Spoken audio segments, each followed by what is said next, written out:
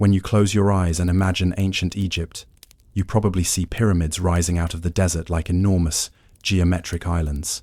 You might see palm trees along the riverbank, or the faint outline of a pharaoh wearing a tall, regal crown. But the reality of how Egypt reached the point where such images became possible is far quieter and far slower than the grand monuments suggest. Before the Old Kingdom emerged around 2686 BCE, Egypt was little more than a collection of small villages strung along the Nile, like beads on a slowly forming necklace. And yet, within a few generations, these scattered communities would consolidate into one of the most stable and enduring civilizations the world has ever known. As you settle deeper into this story, imagine yourself drifting down the Nile around 3100 BCE, during a time historians call the pre-dynastic period. The river is calm, predictable, and generous in a way few rivers ever are. Each year, it floods almost habitually, spreading thick black silt across the banks like a giant hand, smoothing fresh ink across parchment. You would see mud brick homes, small, simple structures, nothing like the stone colossi that would come centuries later. The people living here were farmers first, artisans second, and only occasionally participants in whatever political disputes emerged among their small communities. Life was slow, methodical, and repetitive. Fields had to be sown, canals had to be cleared, grain had to be stored. When the floods came, tools were mended, pottery was shaped, or hunting excursions were organized to make use of the temporary abundance of waterfowl. These were the rhythms that shaped the earliest centuries of Egyptian life: the rise and fall of the river, the rise and fall of the sun, the endless cycle of tending to small but essential tasks. But somewhere in this quiet environment, the idea of unification, of bringing Upper and Lower Egypt together, began to emerge. Whether it was the ambition of a single influential leader, the pressures of increasing population, or the simple advantages of shared administration, historians still debate. Names like Narmer and Menes appear in later accounts, though the archaeological record is less clear than we often wish it to be. What you can imagine, however, is the gradual centralization of authority. More villages fell under the influence of stronger leaders, and more resources flowed through what were becoming early administrative centers. You can picture scribes marking tallies on bone or pottery shards, carefully recording the number of sheep, baskets of grain, or lengths of linen owed as a local tax. These records, mundane and never meant to be exciting, form the backbone of what would one day allow Egypt to mobilize labor on a scale the ancient world had never seen. By the time the first and second dynasties had come and gone, the notion of kingship had taken root in Egypt with startling depth. The king was no longer simply the Yitino, most powerful man in a region. He had become the earthly embodiment of divine order, Ma'at. Everything the king did, from assigning administrators to orchestrating religious ceremonies, was tied to the idea of maintaining balance. And in a land where the environment offered both abundance and fragility, balance was everything. Still, you would not yet see pyramids towering above the Nile Valley. Instead, in places like Abydos and Saqqara, you would see early royal tombs, mud brick mastabas, constructed with care, but nowhere near the later monumental scale. They were rectangular, flat-roofed structures, practical and unadorned compared to later designs. Yet even in their simplicity, they represented an important shift. They were planned, built, and supplied by an increasingly organized state. That administrative foundation would eventually make the age of pyramids possible. The Old Kingdom began to take shape during the Third Dynasty, and its first major figure, King Djoser, would Paisix mark the beginning of something entirely new. You can imagine him standing on the edge of the desert plateau at Saqqara, looking over the flat expanse of sand and gravel. Behind him, the fertile land of Egypt. Before him, the empty wilderness. It is here that he decided to construct a tomb, unlike any ever seen before. A structure made not of mud brick, but of stone. Stone, permanent, enduring, and heavy in a way that mud brick could never be. This decision required not only innovative architectural thinking, but a level of administrative coordination far beyond what earlier kings had attempted. The man entrusted with this project was Imhotep, Djoser's chief architect, vizier, and high priest. Later generations would revere him as a sage and even a deity of wisdom. But during his lifetime, he was simply an extraordinary problem solver. Imagine the challenge. Hundreds of workers, dozens of overseers, countless tools, and an entire logistical network of food, water, and shelter had to be sustained in the desert for years. The Step Pyramid did not begin as a pyramid at all. It began as a modest mastaba. Then Imhotep expanded it, then expanded it again. Eventually, it became a stacked series of platforms, a 6-step monument that ascended toward the sky. This structure, completed around 2650 BCE, was a revelation. For the first time, stone architecture was used on such a monumental scale. For the first time, Egypt expressed its beliefs, not only through ceremonies and inscriptions, but through form solid, permanent, and unmistakably intentional. The Step Pyramid symbolized stability. It symbolized the king's eternal role in upholding Ma'at. It symbolized the state's newfound ability to marshal resources on a massive scale. And yet, if you were to walk the construction site during its early stages, the daily life of workers would feel surprisingly ordinary. Thousands of limestone blocks had to be quarried, shaped, and hauled. Workers lived in temporary settlements, likely eating bread and beer, the core staples of the Egyptian diet. Overseers kept track of shifts and rations. Stonecutters repeated the same motions hour after hour, smoothing, chiseling, fitting. This is the boring history that built wonders.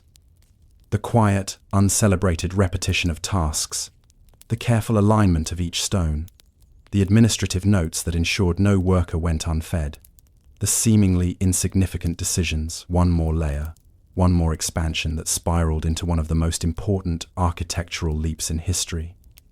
As the Step Pyramid rose, so did the idea of royal grandeur. Future kings observed what Djoser had achieved and began to imagine possibilities even more ambitious. The Fourth Dynasty, which would follow shortly after, would become the era of the Great Pyramids, the structures that continue to mark Egypt's skyline more than 4,500 years later. But before the Great Pyramid of Khufu, or the sprawling complex of Khafre, or the more refined design of Menkaure could exist, Egypt needed the administrative machinery the Third Dynasty had built. It needed a bureaucracy capable of supporting tens of thousands of workers for decades at a time. It needed a stable food supply, consistent taxation, and a deeply rooted belief in the power and necessity of kingship. The Old Kingdom was not simply born in stone. It was born in harvest cycles, tax ledgers, work schedules, and river measurements. It was built on the backs of workers whose names we will never know, whose calloused hands shaped the limestone blocks that the world still marvels at today. It was maintained by scribes, the quiet heroes of ancient Egypt, who documented every transaction in meticulous detail, so that the machinery of the state never fell out of rhythm. If you close your eyes now, you can imagine Egypt around 2600 BCE, a unified kingdom with a confident ruler, a maturing administrative system, and an emerging architectural vision. It is a land where every element, political, religious, agricultural, moves slowly toward the monumental explosion of creativity that will define the Fourth Dynasty. When you step further into the Old Kingdom, you enter an Egypt that is both familiar and strangely understated. The vast pyramids that define the era were still decades away during the earliest years of the Fourth Dynasty. What existed instead was a system carefully constructed, meticulously maintained, and deeply rooted in a sense of cosmic order. The seeds of monumental ambition lay not in sudden inspiration, but in the slow accumulation of administrative precision and religious certainty. The Egyptians believed that the king's legacy must endure as long as possible, and this belief gave rise to a culture that sought permanence in every structure it built. As you imagine Egypt around 2580 BCE, picture the royal court not as a place of constant drama, but as a world of steady routine. Scribes, the backbone of the bureaucracy, carried pallets of ink and reed pens, noting grain tallies, land divisions, and labor assignments. Officials traveled back and forth between the Nile Valley and the royal palace, reporting on irrigation canals, field yields, and local disputes.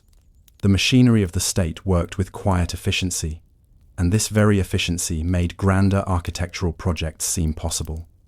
Without such systems, the Great Pyramid would have been unimaginable. It is within this environment of increasing stability that Sneferu, founder of the Fourth Dynasty and father of Khufu, came to power. Sneferu's reign was marked by both experimentation and ambition. He understood that Djoser's step pyramid had set a precedent, but he believed Egypt could do better, something larger, smoother, more perfect. And so Sneferu built not one pyramid, but three major ones: the Maiden Pyramid, the Bent Pyramid, and the Red Pyramid.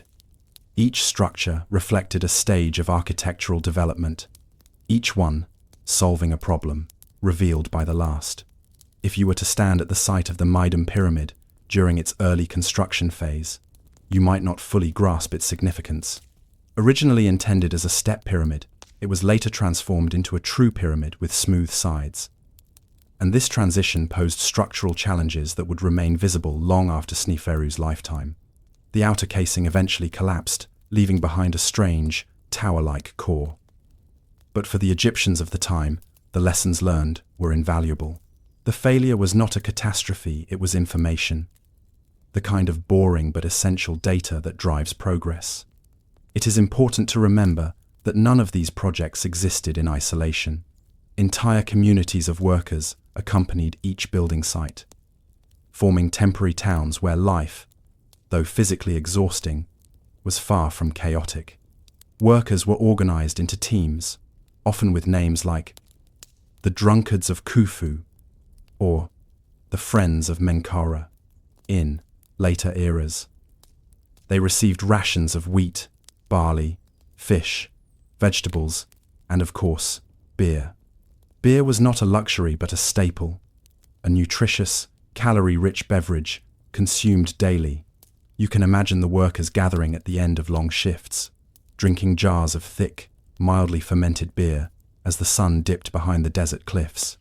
Daily life on these projects was repetitive, even monotonous. Limestone blocks had to be cut at the quarry with copper chisels that dulled constantly and needed regular sharpening. Ramps had to be constructed, maintained, and adjusted as the pyramid grew taller. Stone haulers dragged sledges across the desert floor, sometimes pouring water ahead of the sledges to reduce friction. Overseers marked attendance, ensuring that work gangs were fully staffed. Scribes recorded these details on papyrus or flakes of limestone, never imagining that centuries later, historians would view their notes as priceless insights into Egypt's working class. The Bent Pyramid at Dahshur stands as Sneferu's most intriguing architectural attempt. Its lower section rises at a steep angle, nearly identical to later pyramids. But halfway up, the angle abruptly decreases, giving the structure its distinctive, bent appearance. This change was not artistic whim, but necessity.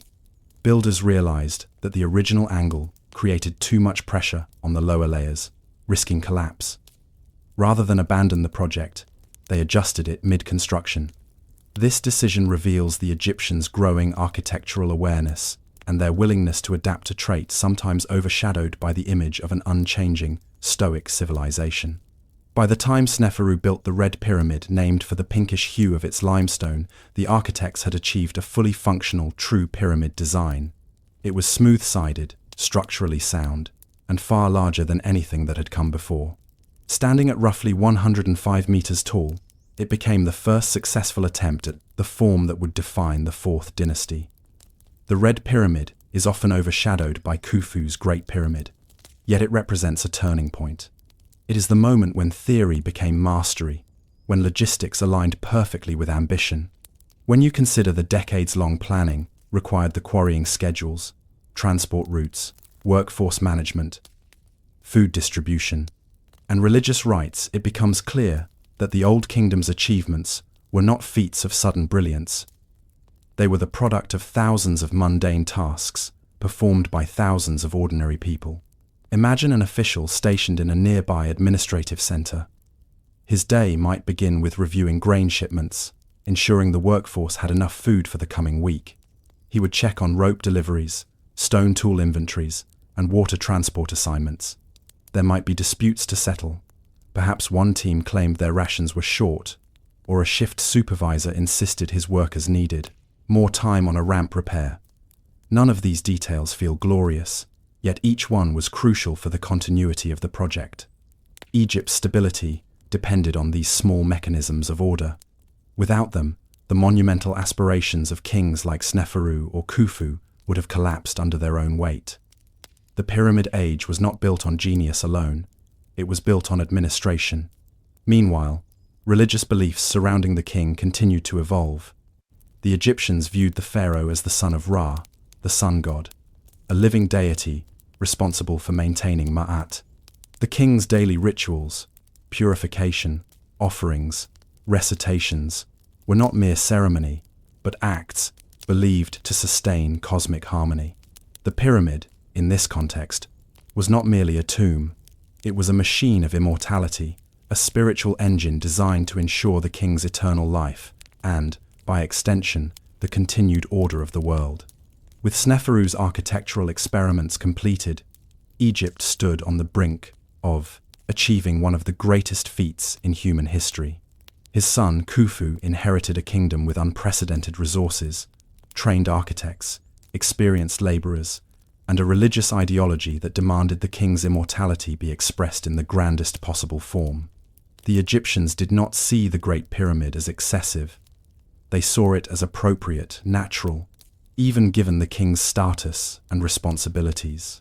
It is in this moment, at the dawn of Khufu's reign, that the story of the Great Pyramid begins.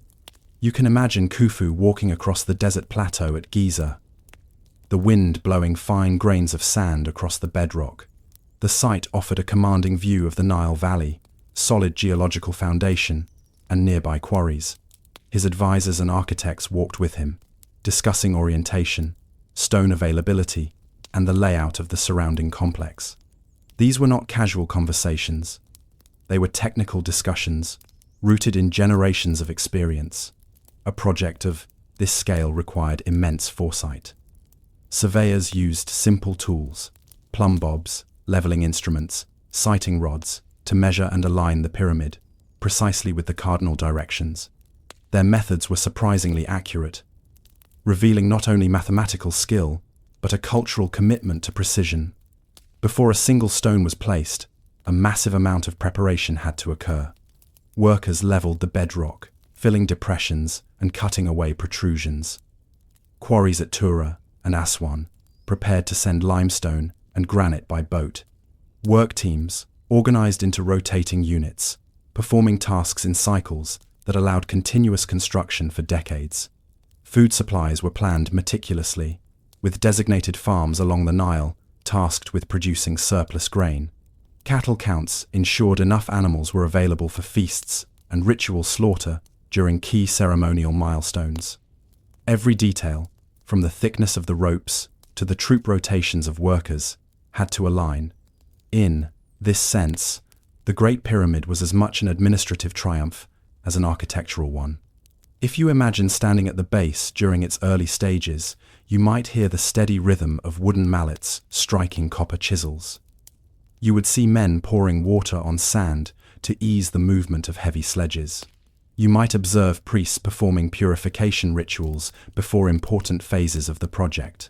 Overseers would shout instructions, and scribes would walk among the workers, recording progress. None of these moments were extraordinary on their own. Yet together, they formed a system capable of building a structure that would stand longer than almost any other man-made object on Earth. The Great Pyramid's eventual size, 146 meters tall, with a base covering more than 13 acres, was not a symbol of excess, but of a civilization operating at the height of its organizational power. It represented Egypt's confidence in its ability to turn human labor, natural resources, and religious devotion into something eternal. But even as construction began, questions must have lingered. Could such an enormous project truly be completed within Khufu's lifetime? Could the state maintain its stability while so much labor and material flowed to a single site? And how would the next generation of Egyptians build upon this accomplishment or attempt to surpass it? These unanswered questions hovered over Giza as the first blocks were laid, hinting at both the ambition and the uncertainty that would shape the rest of the dynasty. And so, as the sun set on the early construction phase of Khufu's Great Pyramid, a quiet tension filled the air, one that would only grow as the monument began its slow ascent toward the sky. As you step into the final chapter of this story, imagine standing at Giza near the end of Khufu's reign. The desert air is still, carrying only the faintest traces of limestone dust and the distant murmurs of laborers wrapping up their daily skill tasks. The Great Pyramid, now reaching its full height, dominates the horizon with a quiet authority that no other human-made structure has yet matched. Its sides, once rough with protruding blocks, are smooth and gleaming beneath the desert sun, covered in polished white Tura limestone that reflects the light almost like a mirror. To the people of ancient Egypt, it must have appeared not merely as a monument, but as a presence, something both earthly and divine. The completion of the Great Pyramid was not a single moment, but a gradual process, a series of concluding tasks that stretched over years. Even after the core blocks reached the full height of 146 meters, the outer casing, internal chambers, causeway, valley temple, and surrounding mastabas all needed attention. To walk the plateau during this period would be to witness an Egypt that had mastered large-scale coordination to an extraordinary degree. Imagine workers on the southern side chiseling the final adjustments into Tesseract 45, place for the casing stones. These stones were cut with remarkable precision, some fitted so closely that a knife blade could not easily slip between them.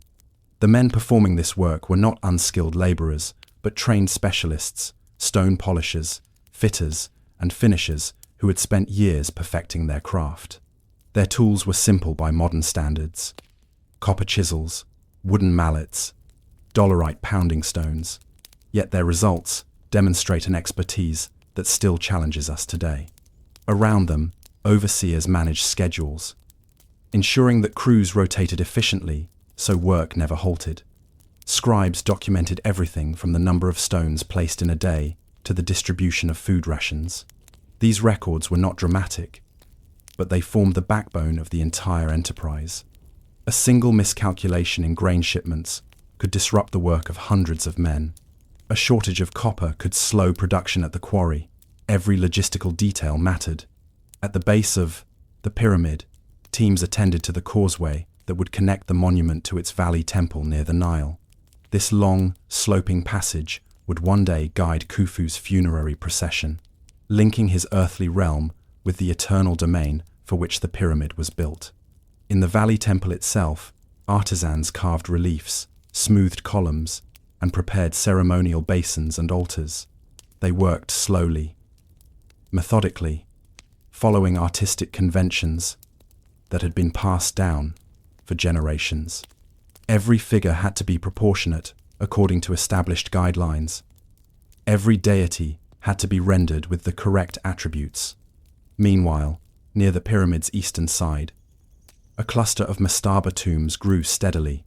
These belonged to members of Khufu's family, high-ranking officials, and trusted administrators, people whose loyalty and service earned them a place near the king, even in death. The placement of these tombs demonstrates the intricate social hierarchy of the time.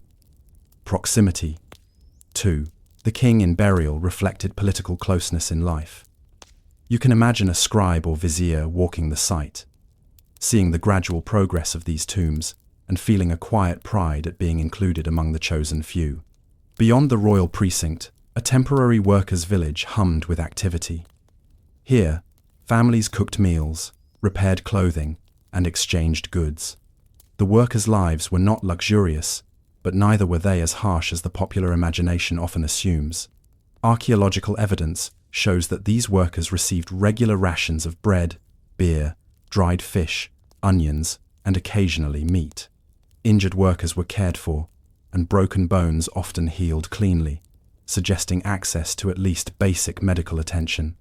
These communities were part of Egypt's social landscape during major construction projects, forming a rhythm of temporary settlement and dispersal as projects began and ended. As the Great Pyramid neared completion, Khufu's court played an important role in supervising the final phases. Court officials reported directly to the vizier, who oversaw both administrative and architectural matters. The vizier's responsibilities were immense.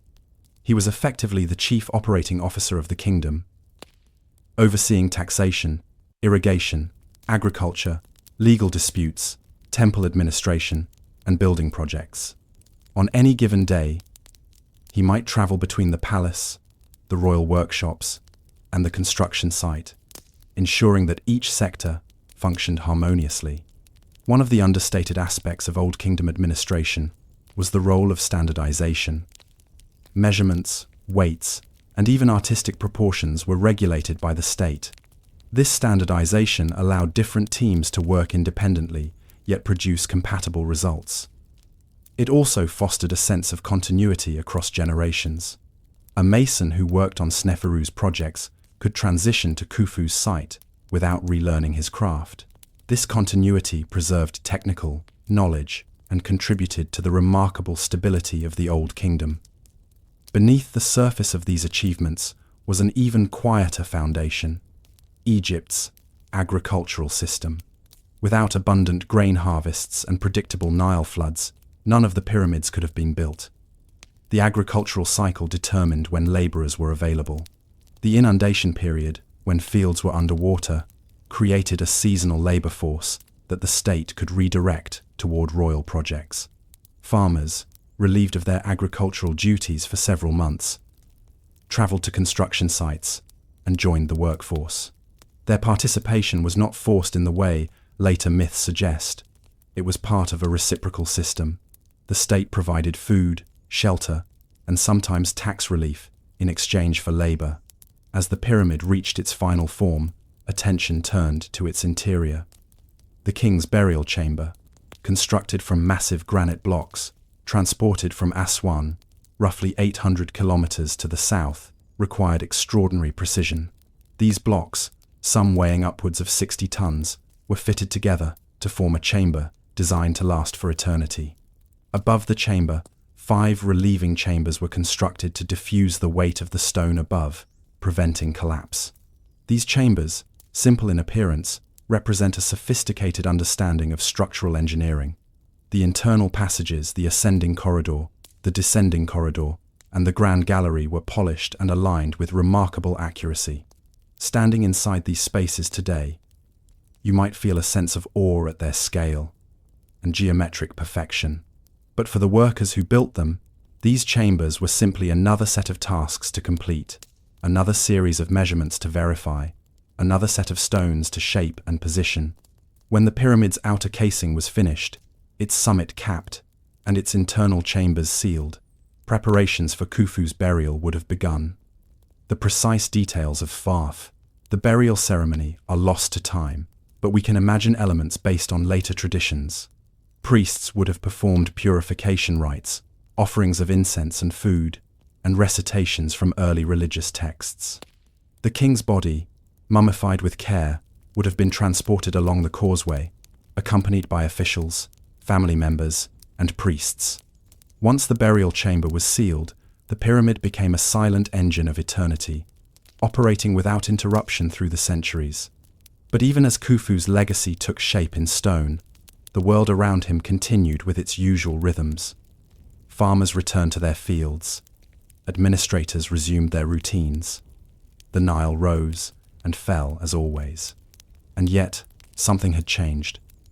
The Great Pyramid represented not only the culmination of decades of labor, but the absolute peak of Old Kingdom power. Future kings would attempt to emulate Khufu's achievements, but none would fully match the scale of his monument. His successors, Khafre and Menkaure, built remarkable pyramids of their own. But the resources required for Khufu's project had been immense, perhaps even unsustainable in the long term. As the Fourth Dynasty progressed, signs of strain began to emerge. Egypt remained stable, but the centralized control required for such monumental projects placed pressure on both the agricultural system and the administrative bureaucracy. Maintaining Ma'at cosmic balance was always a delicate undertaking, and while the state continued to function effectively, the sheer scale of Khufu's vision may have pushed the system close to its limits. Yet the pyramid itself endured. Through the collapse of dynasties, foreign invasions, shifts in religious belief, and the passage of more than 45 centuries, the Great Pyramid remained a silent witness to the rise and fall of countless generations. It is difficult to think of any human construction that so thoroughly embodies both the fragility and the resilience of civilization. When you consider the legacy of the Old Kingdom, it is easy to focus on the monuments, but the true legacy lies in the systems that made such monuments possible. The careful measurements, the agricultural cycles, the scribal records, the quiet routines of workers and administrators, these are the threads that held Egypt together. The pyramids are merely the visible expression of a much deeper cultural fabric. As you reflect on the end of this first story, imagine the sun setting over Giza on the day Khufu's pyramid was finally complete. Workers return to their villages. Priests perform concluding rites. The desert wind settles, and the great monument stands alone, gleaming in the fading light, a testament to the power of human organization rather than individual genius. The Old Kingdom would continue to evolve after Khufu's lifetime, and so would Egypt's administrative structures, religious beliefs, and architectural practices. But the question his reign leaves behind is a quiet yet profound one. When you imagine ancient Egypt, you might see golden monuments and the silhouettes of kings and queens. But most Egyptians, more than 95% of them, were not nobles, priests, or builders of pyramids. They were farmers, living in modest mud brick homes along the riverbanks of the Nile. Their lives were defined not by the ambitions of kings, but by the slow, measured heartbeat of the river. And to understand Egypt as it truly was, you must step into the world of these farmers, whose daily routines formed the unshakable foundation of the civilization. Imagine waking up just before dawn in a small village during the Fourth Dynasty, around 2500 BCE. Your home is simple, built of sun-dried mud brick with a flat roof used for storage, and, on warm nights, for sleeping. The air is cool in the early hours, and you can hear the faint movement of water in the nearby irrigation canals. Life here is quiet, predictable, and deeply tied to the agricultural cycle. As you step outside, you see the narrow, winding street of your village, a cluster of homes arranged in organic patterns rather than planned grids. A few chickens move about, pecking at stray grains spilled the night before. Other farmers are emerging from their homes as well, greeting neighbors with brief nods or soft exchanges. The day is beginning, and as always, the tasks ahead revolve around the river. The Nile is not just a source of water, it is the defining force of Egyptian life. The entire year revolves around 3 seasons: Akhet, the flood; Peret, the growing season; and Shemu, the harvest. These seasons are so deeply ingrained that they shape language, rituals, and social expectations. When the river floods during Akhet, farmers cannot work their fields. Instead, they repair tools, build boats, weave nets, and prepare for the coming agricultural season. During Peret, they plough, sow, weed, and irrigate. And during Shemu, they harvest relentlessly to prepare for the tax collectors who will soon arrive. In this moment, it is Peret the season, when crops must be tended with care. The fields are green, with barley, emmer, wheat, flax, and vegetables. You and your family walk toward the fields, carrying wooden hoes, sickles, and baskets. The tools are simple, made of wood and stone or copper, but they are effective. Farming technology in Egypt did not change dramatically for thousands of years because it worked, and because the Nile itself was so predictable. Your fields lie on land allocated to your family, though technically all land belongs to the king. The village headman, or a local administrator, likely manages land allotments, ensuring each family receives a plot appropriate to its size. The land is not yours in a modern sense. You cannot sell it, and you cannot neglect it. It is part of your obligation to the state, just as your labor will be during the flood season, when you are called to help maintain canals, or even join the workforce, for royal projects. Today's work is irrigation. Despite the Nile's predictability, water must be channeled properly to reach all areas of the fields. You walk to the canal entrance, where a simple shaduf, a counterweighted pole with a bucket, helps lift water from lower levels to higher terraces. These devices are not yet as ubiquitous as they will become in later centuries. But the principle is familiar. Using the shaduf requires strength and rhythm. You lower the bucket into the canal, lift it with a pull of your arms and the weight of your body, then pour the water into a narrow trench that snakes toward the crops. This work continues for hours. The sun climbs higher, warming the fields, and the sound of water flowing through canals becomes the background music of your day. Occasionally, you pause to shade your eyes and look around. Other farmers are doing the same work, moving in steady rhythms across the landscape. The scene is peaceful, not because the work is easy, but because it is stable. Generations before you performed these same tasks. Generations after you will continue them. The predictability of the Nile provides reassurance. It allows families to plan, to store, to survive. By midday, you and your family take a break. You sit beneath a palm tree, eating bread and onions. Bread, the staple of the Egyptian diet, is made from emmer wheat, coarser and darker than modern bread. It is filling, though gritty, as small particles of stone from the grinding process often mix into the dough. You drink beer, thick and lightly fermented, more like a nutritious porridge than a modern beverage. Beer is safe, nourishing, and consumed by everyone, including children. As you rest, you notice traders walking along the riverbank. They carry goods from other villages, dried fish, pottery, basketry, and sometimes small luxury items like copper trinkets or shells from the Red Sea.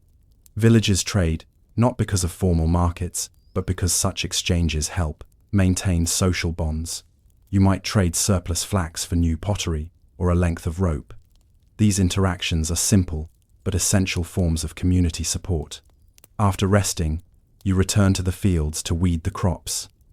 Weeding may not seem glamorous, but it is one of the most crucial tasks of the growing season. Without it, plants struggle for space and nutrients. You move row by row, pulling unwanted growth by hand or using a wooden hoe to break up compacted soil. The sun is high now, and the work is hot, but you continue because your family depends on the harvest. There is no concept of leisure in the modern sense. Work and survival are intertwined. Around you, the sounds of village life drift in from the distance. Children run along the canal banks, chasing one another and playing simple games with sticks and stones. Women grind grain, knead dough, and tend to younger children. Elderly villagers sit in shaded courtyards, weaving baskets or repairing nets. Each generation contributes according to its abilities, and the village functions as a closely knit unit. As the afternoon progresses, you take a moment to inspect your tools. The wooden handle of your hoe is wearing thin where your hands grip it. You make a mental note to visit the local carpenter tomorrow. Tools need constant maintenance. The rhythm of agricultural life includes not only working the land, but caring for the tools that make the work possible. By late afternoon, the temperature begins to fall, and shadows lengthen across the fields. You gather your tools and walk back to the village. The return journey is slow and peaceful. The sound of water flowing through the canals softens as the wind picks up. You pass date palms, acacia trees, and patches of reeds along the riverbank. Birds settle for the evening, filling the air with their calls. Back in the village, the late-day activities begin. Women light small fires to cook stews made from lentils, beans, or vegetables. Bread is baked in clay ovens. Children return home, covered in dust from the day's play. Families gather on rooftops to catch the evening breeze. The air cools, carrying the scent of earth, grain, and wood smoke. You take time to repair your tool handles, rubbing the wood with animal fat to keep it from drying out. You sharpen the edge of your hoe, using a stone. These tasks are quiet and repetitive, part of the daily maintenance that ensures tomorrow's work will go smoothly. Dinner is simple but comforting. Bread, beer, onions, and perhaps some dried fish or vegetables from your small household garden. Basil, coriander, and garlic add flavor to your meals. These herbs grow easily in the fertile soil near the house, providing both nutrition and small luxuries to break the monotony of daily fare. After dinner, you join other villagers at the edge of the riverbank. Conversations drift softly through the evening air. People discuss the crops, the progress of irrigation, recent visits from traveling traders, or the next visit from the local tax assessor. There is no written record of these conversations, yet they represent the fabric of social life. Through such simple exchanges, news spreads, relationships form, and communal decisions are made. As darkness settles, oil lamps glow inside homes. You return to your house, climbing the stairs to the roof where your family sleeps during warm months. The sky is brilliant with stars. Egyptians were skilled observers of the night sky, using constellations to measure time and orient their temples. Farmers, too, paid attention to celestial patterns, not for scientific precision, but because the stars offered predictability, another rhythm in a world already shaped by cycles. You lie down on a woven mat beneath the open sky. The air is cool. The distant sounds of animals and water create a lull that makes the day's labor feel distant. You think briefly of the seasons ahead, the harvest that must be gathered, the taxes that must be paid, the quiet hope for a stable flood next year. You do not worry about the affairs of the royal court or the construction of pyramids. Those matters belong to people, far removed from village life. Your world is the river, the fields, the tools, and the family around you. As you drift towards sleep, you wonder quietly and without urgency how the next flood will shape the coming year.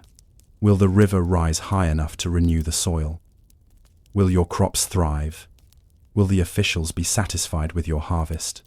The future of your family depends on the rhythms of nature that you cannot control, yet trust completely. And somewhere in the distance, beyond the horizon of your daily concerns, the Great Pyramid continues to rise, stone by stone, supported by the labor of thousands of farmers just like you, whose quiet lives form the true foundation of Egypt's greatness. You continue, following the unnamed farmer, your quiet guide through the Middle Kingdom landscape, as the fair's morning gradually settles into midday. The sun has risen high enough to flatten the shadows of the acacia trees and turn the packed earth pathways a brighter shade of tan. The air grows warmer, though not yet oppressive, and the faint smell of wet soil begins to dry into something more powdery. For the farmer, this transition marks a subtle shift in the pace of the day. His routines remain steady, shaped less by the hour and more by the tasks he knows must be completed before nightfall.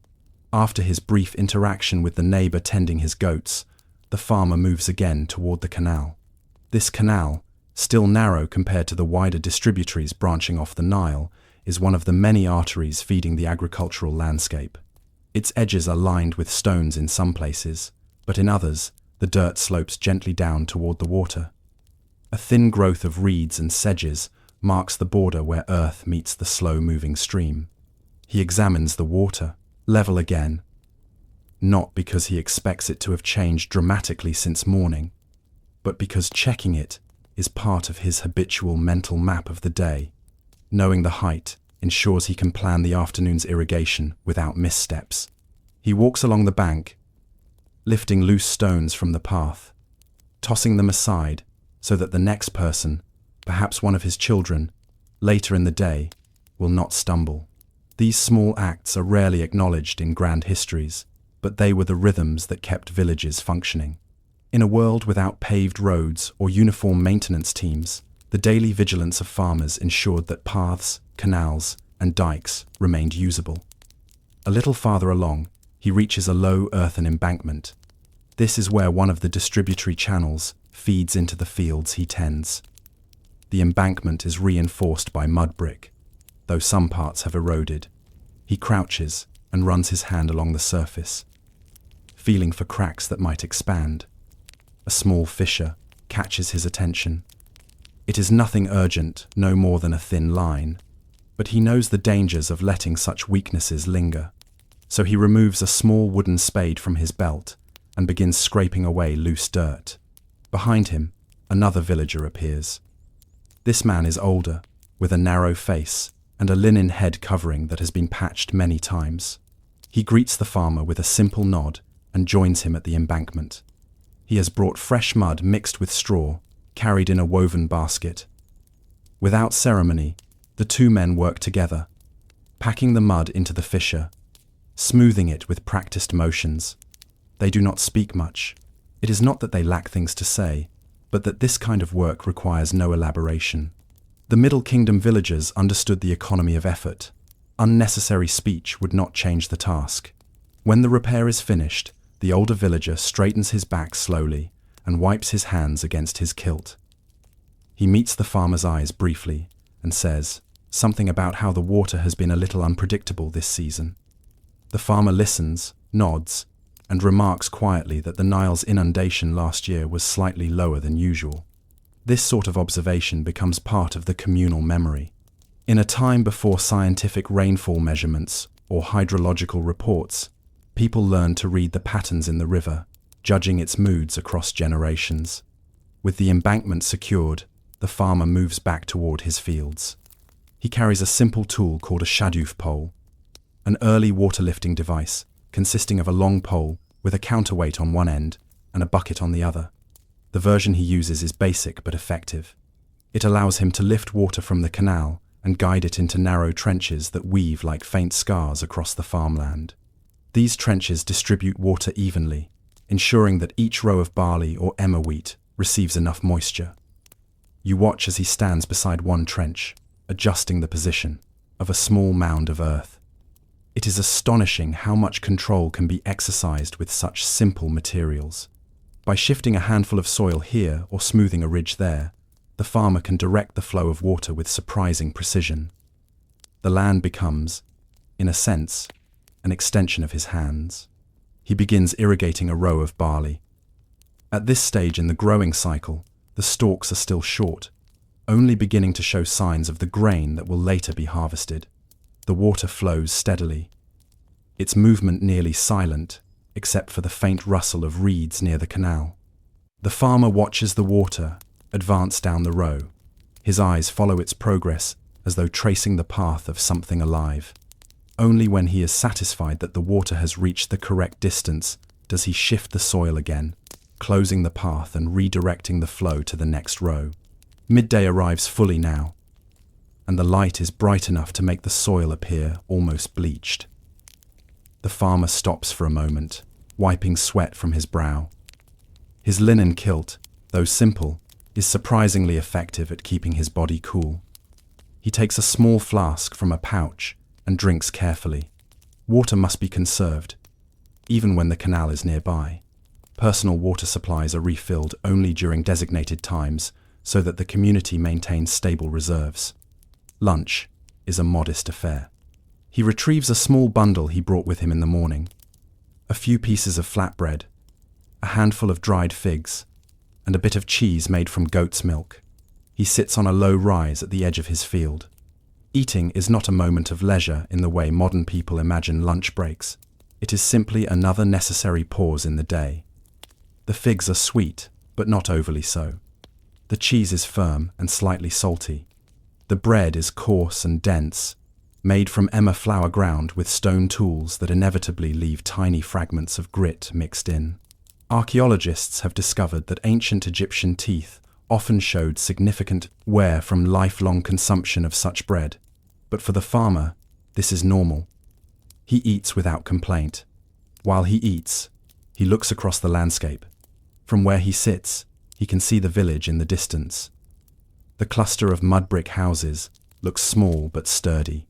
Thin columns of smoke rise from cooking fires. A few children run near the edge of the settlement, probably carrying out some minor errand or perhaps simply playing. The farmer's own house is somewhere among those structures, though from here he cannot distinguish it. After finishing his meal, he stands and stretches. The second half of the day awaits. There is still irrigation to complete and tools to maintain. The Middle Kingdom farmer's life did not allow for idleness, but there is a steady satisfaction in the rhythm.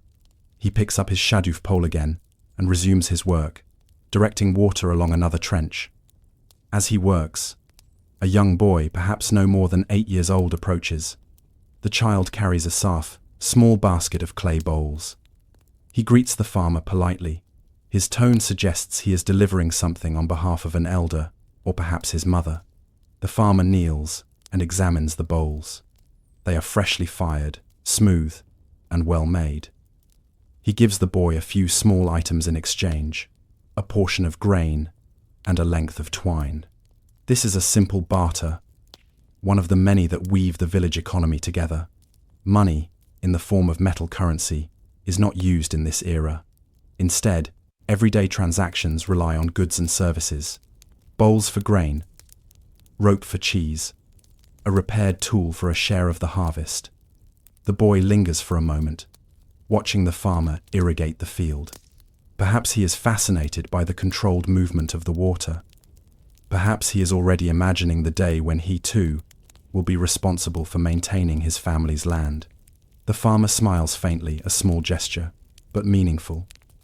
He shows the boy how shifting a small ridge alters the water's path. The child nods, absorbing the lesson silently. Then, after a brief farewell, he runs back toward the village, leaving the farmer to his work. The afternoon continues steadily. The sun begins its slow descent, and the air shifts again, still warm, but softer, less intense. The farmer finishes the last row of irrigation and steps back, surveying the field. It is a quiet moment, one that belongs to him alone.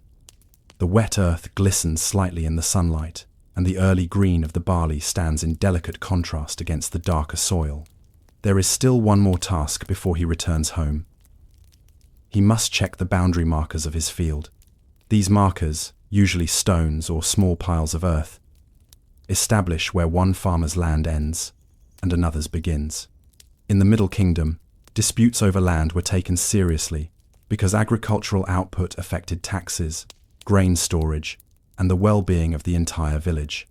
The farmer walks the edges of his plot carefully, ensuring that no marker has shifted. He finds one corner where a stone has tilted slightly. Was it the wind, an animal, or perhaps careless movement by a passerby? He straightens it no more than a minor adjustment and continues walking the perimeter. These boundaries are not just lines in the dirt. They are anchors of social stability. When he is satisfied that everything is in order, he gathers his tools and begins the walk back toward the village. The path is familiar, worn smooth by decades of footsteps. Along the way, he passes a cluster of palm trees. A gentle breeze rustles their fronds, creating a soft sound that might be mistaken for water from a distance. He pauses beneath the shade for a moment and breathes deeply. The scent of dates, some fresh, some drying, lingers in the air. As he resumes his walk, the horizon shifts from gold to amber. Shadows stretch across the landscape. The evening birds begin their calls, simple and repetitive. The village grows closer with each step. When he finally arrives, the sounds of daily life greet him. Clay pots clinking as they are moved, children laughing, someone grinding grain with a stone quern, the rhythmic thump carrying across the courtyard. Inside his home, He places his tools in their designated corner. Proper storage ensures longevity. Copper blades dull easily, and wooden handles must be kept free of moisture. He examines one of his tools more closely, noticing that the edge has begun to wear. Tomorrow, he will bring it to the local metalworker for sharpening. His wife prepares the evening meal. The smell of lentil stew fills the room. He sits on a low stool, stretching his legs. The day has been long, but typical. As he waits for the meal, he reflects quietly on the work completed. The irrigation, the embankment repair, the boundary check. None of it was dramatic. Yet, each task contributes to the invisible scaffolding that sustains his family and the village. In the calm of the evening, with the fading sunlight slipping through the doorway, one thought lingers in his mind, one that perhaps all farmers shared at some point. As the next day dawns, the farmer awakens with a faint sense of anticipation. The Nile, though unchanged in its broad sweep, carries subtle signs that the harvest season is approaching. The color of the barley has deepened. The heads of emmer wheat bow slightly with their ripening grain, and the air carries a drier scent than in recent weeks. He rises early, as always, moving quietly through the small mud-brick house he shares with his family. The children are still asleep, curled beneath woven mats, while his wife tends the small hearth to warm water for morning washing. The day begins with a familiar ritual, inspecting the field and checking water levels in the canal one last time before beginning labor. The sun has not yet reached its peak, so shadows still stretch long across the soil. The farmer notes that the previous day's irrigation worked effectively. The water reached every trench, and the soil feels appropriately damp. Small successes like this are the unspoken victories of rural life, unnoticed by kings and scribes, yet essential for the survival of a household. Today, the work is heavier. The barley must be cut, and the wheat harvested. Sickle in hand, he walks through the fields, carefully bending each stalk and slicing it at its base. The act is repetitive, monotonous, and tiring, but it must be done correctly. A poorly cut stalk can result in lost grain or uneven drying. He lays each bundle in orderly piles, ensuring that threshing and storage will be easier later. Precision in these mundane tasks is as crucial as the architectural calculations that once guided pyramid builders. Only here, the stakes are survival rather than eternal legacy. As he works, he observes the patterns of the village around him. Other families are performing the same task. A few women walk between rows, gathering bundles and tying them with strips of finament, flax. Children carry smaller stalks to central piles, learning the rhythm of the harvest through direct experience. The process is slow, coordinated, and almost meditative. From a distance, the field appears chaotic, yet each action contributes to an invisible order. These small, repeated movements across the landscape form the quiet machinery that sustains Egypt. The farmer pauses briefly to wipe sweat from his brow. The sun climbs higher, intensifying the heat, yet the familiar routine provides a sense of rhythm and stability. His mind, however, wanders. He thinks about taxes, the grain that must be set aside for the state. The tax collector is an unchanging figure in the agricultural cycle. Weeks from now, a representative of the royal administration will arrive to assess his yield. The thought is not unpleasant. It is simply part of the rhythm. The state provides protection, maintains the canals, and ensures a certain order, and in return, a share of the harvest must be surrendered. This exchange is ancient, predictable, and quietly essential. By midday, the field is half harvested. The farmer takes a brief pause under the shade of a lone acacia at the edge of the plot. He drinks water from a small gourd and eats a piece of bread. From this vantage point, he can see the Nile in the distance, glinting beneath the sun. Boats drift slowly along its waters, transporting goods and people. Though he rarely travels, the river is a constant reminder of connection, an artery linking villages, towns, and cities across hundreds of kilometers. The river is as much a facilitator of commerce and community as it is a source of water for his fields. After the break, he returns to work, cutting and bundling the remaining stalks. The activity is accompanied by soft sounds, the rhythmic swoosh of the sickle, the faint crackle of drying straw, the distant calls of other villagers. It is not a lively scene in the sense of festivity, but it possesses a steady, comforting energy. Each motion reinforces the order of the day, the field, and, ultimately, the village itself. As the afternoon progresses, the farmer begins the process of threshing.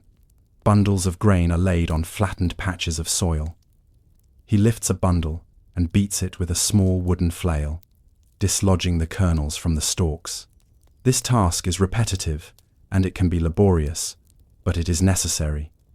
The kernels are then winnowed, tossed into the air so that the wind separates chaff from grain. Precision is required here as well. A strong gust can carry away more than chaff, while insufficient tossing leaves the kernels partially mixed. It is tedious, quiet work, but it ensures that the harvest will feed his family and fulfill their obligations to the state. The winnowed grain is stored in simple mud brick silos. These small structures, lined with clay to resist moisture, allow families to store food for months, bridging periods between harvests. Inside, the grain will remain, safe from vermin, water damage, and spoilage. The farmer moves deliberately, stacking bags and checking for any signs of pests. The success of this storage will determine the family's survival in the months to come. No single bag is glamorous, but each is critical. Once the harvest is safely stored, the farmer turns his attention to the irrigation trenches. Water management is ongoing.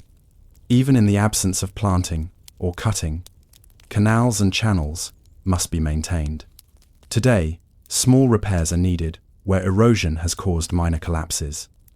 He fills cracks, reinforces edges with mud, and ensures that water will continue to flow smoothly for the coming season. This labor, like the threshing, may seem mundane, but it is essential. The river's flow is both generous and unforgiving.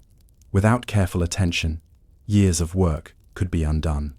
By late afternoon, the physical work is complete. The farmer pauses to observe the village as the sun lowers in the sky. Smoke rises from cooking, fires. Children run and shout briefly before being called in for evening chores. Women carry water from the canal to household storage, and neighbors gather to discuss the minor events of the day. These interactions are simple yet vital. Information about crop yields, local disputes, or river conditions circulates through these casual exchanges, sustaining a network of knowledge crucial to community survival. Dinner is a modest meal: bread, lentils, onions, and occasionally a piece of dried fish or meat reserved from previous feasts or religious offerings. The family eats together, and conversation revolves around practical matters: tools that need repair, tasks for the next day, and the status of neighboring fields. Evenings are not for leisure in the modern sense. They are a continuation of care, maintenance, and quiet observation. Every part of life, work, food, conversation, is intertwined in sustaining the household. As darkness falls, the farmer climbs to the roof of his home to sleep. From this vantage point, he can see the Nile, gleaming faintly under the moon, the fields he has just harvested, stretching outward, and the faint silhouettes of other villages across the river. The labor of thousands of individuals, of generations, forms a network of survival that sustains not just his family, but the very foundation of the Egyptian state. In this moment, the scale of human effort, so ordinary, so repetitive, so boring, reveals its extraordinary importance. The pyramids, the temples, and the monuments of the elite exist because of the quiet, continuous labor of countless farmers like him. Without the irrigation, the planting, the harvesting, the careful storage, and the maintenance of canals, no monumental architecture could stand for centuries. History often overlooks these invisible contributions, but they are the true backbone of civilization.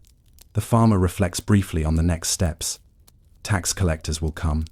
The grain must be measured, portions set aside, and records maintained. These tasks will require another cycle of effort, another extension of the routines that dominate daily life. Yet he approaches them without complaint, because these are understood rhythms, predictable, manageable, and necessary. Before sleep, he looks once more toward the river. The Nile will rise and fall in its eternal rhythm. It will flood again, and the fields will require repair and care. Villagers will continue their labor, children will learn the routines, and the invisible machinery of Egypt's survival will hum along quietly. These are the small, repetitive tasks that no king can command and no monument can commemorate.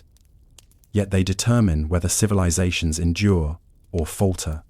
Imagine a stretch of the Nile Valley, perhaps during the reign of Pharaoh Senusret III of the Middle Kingdom. The river flows steadily, its waters a muted green, glinting under the morning sun.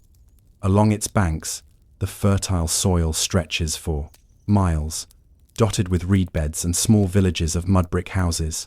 Life here is intertwined with the rhythm of the river. Every action, every season, is shaped by its rise and fall. But beyond the planting and harvesting of crops lies another, equally vital aspect of Egyptian civilization: the careful construction and maintenance of canals, dikes, and irrigation networks that transform the annual flood into manageable, life-sustaining water. This is a story of labor measured not in grand monuments, but in small, precise adjustments of earth and water. The canal system is simple in principle, yet its construction requires planning, coordination, and immense patience. The pharaoh decrees that a particular channel must be built or repaired, a task that falls to a local administrator. This man is usually literate, trained in arithmetic and geometry, and responsible for mobilizing labor, distributing food, and ensuring compliance with the work plan. He is not a figure of drama, but of player, quiet authority. His power comes from organization and knowledge, rather than charisma or battlefield skill. Without administrators like him, the irrigation system could not function, and the Nile's generous floods could quickly turn destructive. The workforce itself consists of villagers and seasonal laborers, men and women, accustomed to the slow, methodical routines of agriculture.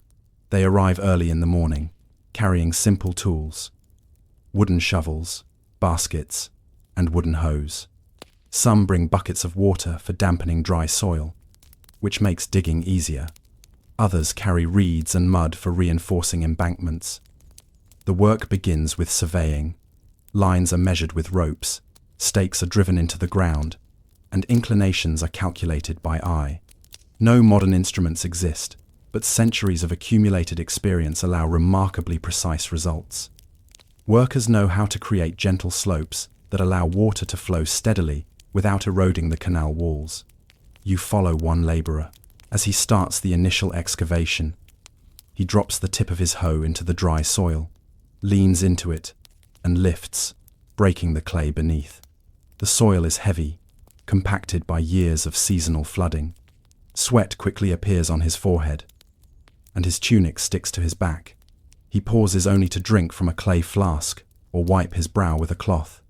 The action is repetitive, almost hypnotic. Yet, each scoop of soil contributes to a channel that will carry life-giving water to dozens of fields. The scale may be modest compared to the pyramids, but the stakes are equally high. Without functioning canals, crops fail, food becomes scarce, and the village's survival is threatened. At the canal's edges, another group of workers is reinforcing the banks. They mix mud and straw to create a pliable, cohesive material that resists erosion. They pack it carefully along the sides, pressing and smoothing each section. Children, not yet strong enough for heavy digging, assist by bringing water, carrying small bundles of mud, or gathering reeds to line the edges. In this way, labor is intergenerational. The youngest members learn the techniques of water management, and the adults teach them through quiet example, repetition, and correction. The canal itself is more than a simple trench. Where necessary, small sluice gates are incorporated. These are not intricate mechanisms, but wooden barriers that can be raised or lowered to control water flow. Proper operation of these gates is essential. Too much water, and the fields flood. Too little, and the crops wilt. The balance is subtle and requires experience. Overseers, stationed at key points, observe the flow, directing laborers to adjust slopes, reinforce embankments, or deepen sections where water pools excessively. The work is continuous and unglamorous, but the results sustain the entire community. Lunch comes as a brief pause, taken in the shade of a lone palm or atop a small embankment. Workers share bread, beer, onions, and, occasionally, dried fish. Conversations are minimal, mostly observations of the work. The bank is weak here, or the water is slower than yesterday. There is no entertainment, no idle chatter. Every word relates to the task at hand. Life along the Nile is defined by practicality. Speech is as purposeful as action. As the sun reaches its zenith, the labor intensifies. Clay, dug in the morning, must be spread evenly along vulnerable banks. Water is carefully poured into newly shaped channels to test slopes. Corrections are made slowly and deliberately. A miscalculation of even a few centimeters could result in uneven water distribution, potentially destroying a farmer's entire season. The process requires patience and meticulous observation, qualities prized in Middle Kingdom laborers. Repetition, rather than dramatic displays of ingenuity, ensures success. By mid-afternoon, fatigue begins to weigh heavily.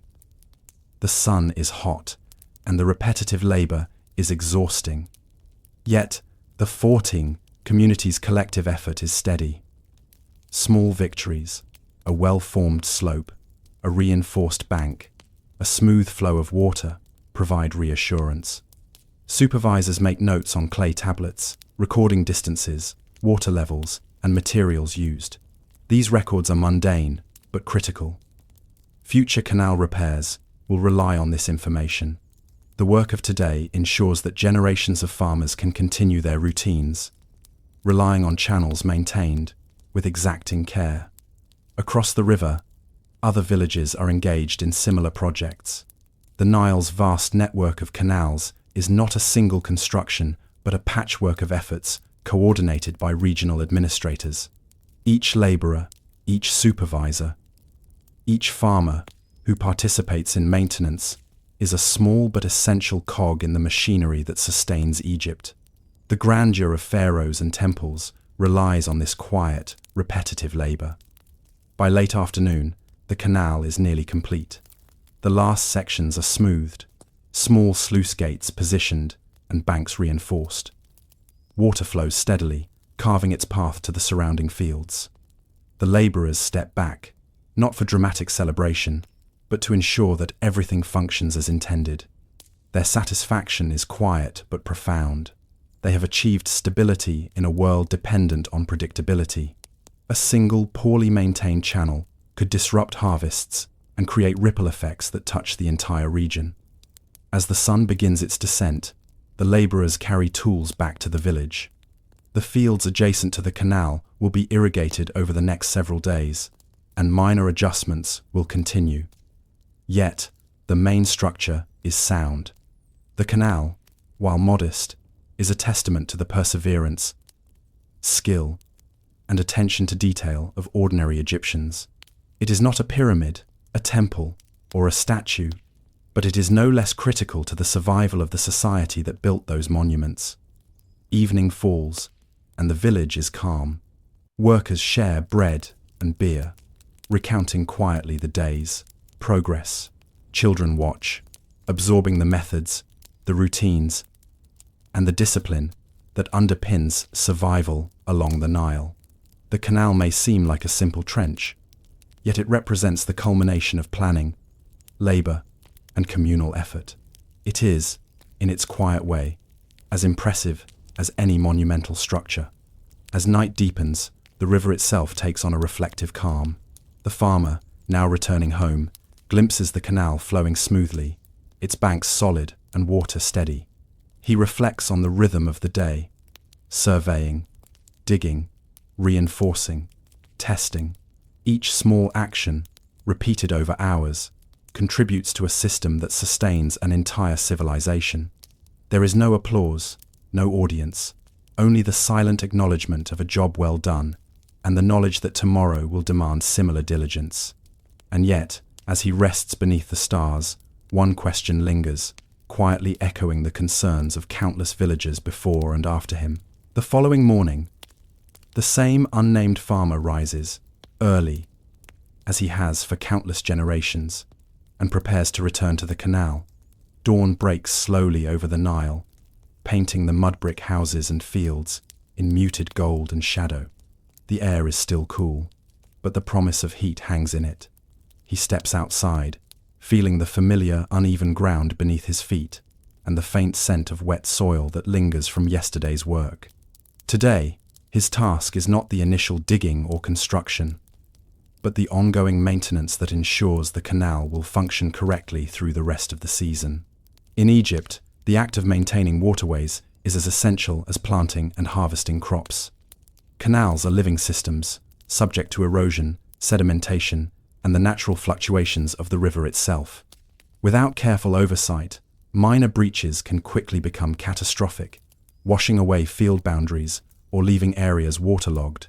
The farmer knows that each hour of labor now protects the efforts of months, the survival of his family, and the productivity of his village. He walks along the bank, examining the flow of water. The current is steady, but small irregularities are already evident. A thin line of sediment has started to accumulate in a gentle curve where the channel bends. To an untrained eye, this might seem insignificant, but to a farmer and laborer accustomed to reading the river, it is a potential obstacle. Over the course of the day, this sediment could gradually divert water from a crucial field, affecting dozens of households. The farmer kneels and begins the slow, methodical process of clearing the deposit.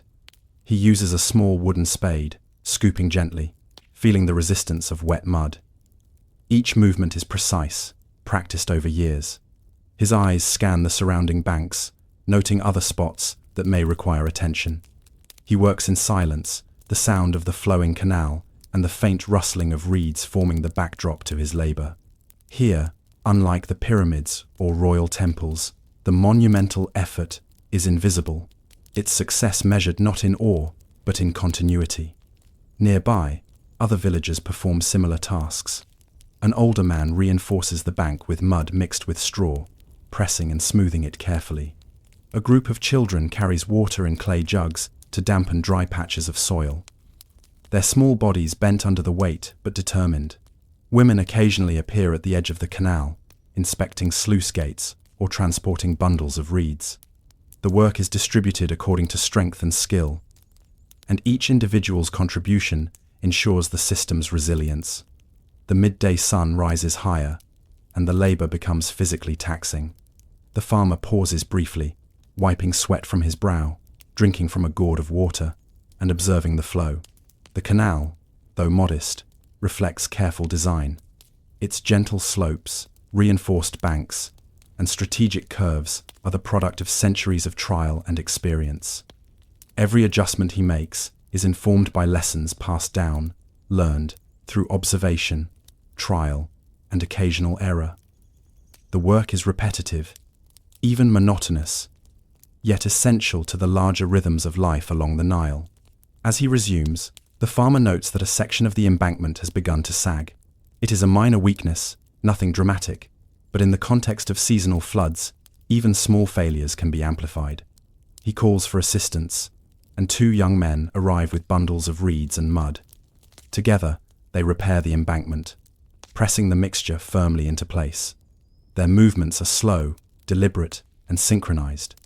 Every step is a quiet act of engineering, arranging reeds to resist water pressure, layering mud to provide structural integrity, testing with small amounts of diverted water to ensure stability. While they work, the farmer reflects on the invisible hierarchy that supports this system. Overseers and scribes may document the work, noting distances, water levels, and materials used. But it is the quiet labor of villagers that keeps the Nile manageable. No monumental edifice, no decree, no pharaoh's proclamation can replace the meticulous, daily care provided by people like him. Civilization depends on this mundane diligence. By afternoon, the canal has been inspected, minor breaches repaired, and water flow tested. The farmer takes a moment to rest, sitting on the bank and watching the water move steadily toward the fields. Each ripple carries with it the efforts of dozens of hands, and the sight evokes a quiet satisfaction. It is a satisfaction grounded not in spectacle, but in survival, and the assurance that today, the fields will receive the water they need. After the brief pause, he moves to check sluice gates along the canal. Wooden barriers, simple yet effective, allow sections of the channel to be isolated or released to control flow. Improperly adjusted gates could flood fields or leave them dry. The farmer methodically lifts, lowers, and adjusts each gate, testing the flow and observing the Asben, water's behavior. Even small deviations require corrective action, and each adjustment represents a subtle negotiation with the river itself. Children, now more confident in their roles, assist with monitoring water levels. They run between sections, reporting minor changes to their elders. This quiet training ensures the next generation will inherit both skill and responsibility. In the same way that scribes train apprentices to record grain tallies, these young helpers learn the physical knowledge required to manipulate the environment, a kind of silent education passed along with mud, water, and observation. By late afternoon, the labor begins to slow. Muscles ache, hands are blistered, and the sun dips toward the horizon, casting long shadows across the canal. Yet one final inspection remains. The farmer walks the entire length, checking every embankment, trench, and sluice gate one more time. Minor repairs are made where necessary, and satisfied, he begins the long walk back to his village. As he moves, he notices the subtle ways the labor of the past generations continues to shape life. Paths created for transporting mud and reeds have become permanent roads. Embankments built decades earlier still guide water, even after years of flooding and erosion. In this slow accumulation of effort, Egypt has created a landscape that is as much a product of repeated human work as of the river itself. Back in the village, the farmer's return signals the transition to domestic tasks. Tools are cleaned and stored. Buckets and shovels are set aside for the next day. The household prepares food, bread, lentils, and small portions of fish or vegetables. The family gathers briefly, sharing observations of the day. Discussion is practical. Minor repairs, expected water levels, and coordination with neighbors for upcoming tasks. The focus remains on the continuation of life rather than dramatics or spectacle. As night falls, the farmer climbs to the roof of his home to process rest. The Nile reflects the moonlight, the canal flowing steadily toward the fields. He watches the water and considers the delicate balance required for continued stability. A single miscalculation, too much water here, too little there, could disrupt not only crops, but the broader system that sustains the village. This is the uncelebrated labor upon which all of Egyptian civilization rests. The next morning, the farmer rises with the faint chill of early light brushing against his skin. Today marks the culmination of weeks of work, the maintenance of canals, the inspection of embankments, and the careful balancing of sluice gates. The river is generous, flowing with steady predictability, but the lessons of previous years linger. Floods can surprise, silt can accumulate, and minor neglect can cascade into disaster. The Nile demands vigilance, not heroism, but persistence, attention, and the quiet coordination of countless hands. He begins by walking the length of the main canal, feeding his village. From a distance, the work of generations is apparent. Mud brick embankments rise just above the surrounding fields. reinforced by layers of compacted soil and straw. The water snakes gracefully along its designated path, feeding smaller channels that divide the fertile land into neat plots. These plots, tended by individual families, depend on the flow that the farmer now surveys.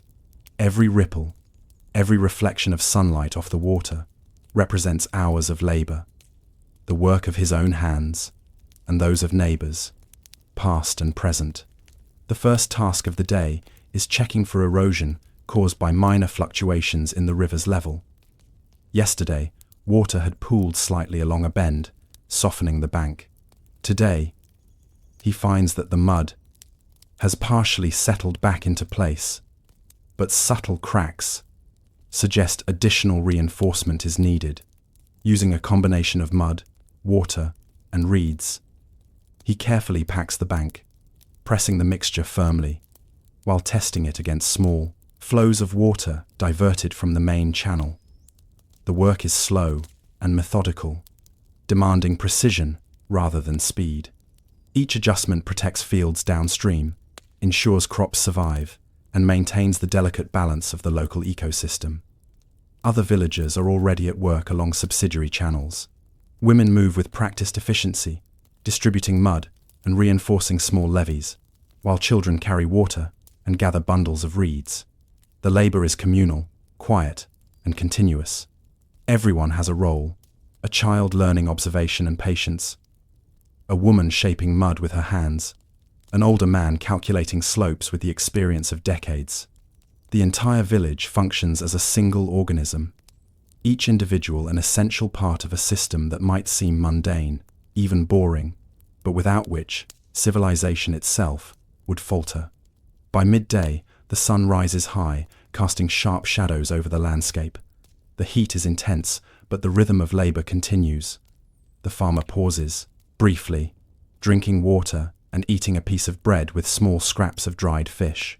He watches the water flow through the newly reinforced sections, noting subtle differences in current speed and direction.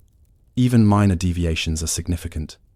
A slight stagnation could affect irrigation far downstream, altering which fields flourish and which struggle. The responsibility is quiet but immense. Unlike the builders of temples or pyramids, whose work is commemorated for centuries, the farmer's labor leaves no grand traces, but it sustains every household in the village, and, indirectly, the authority of the pharaoh himself.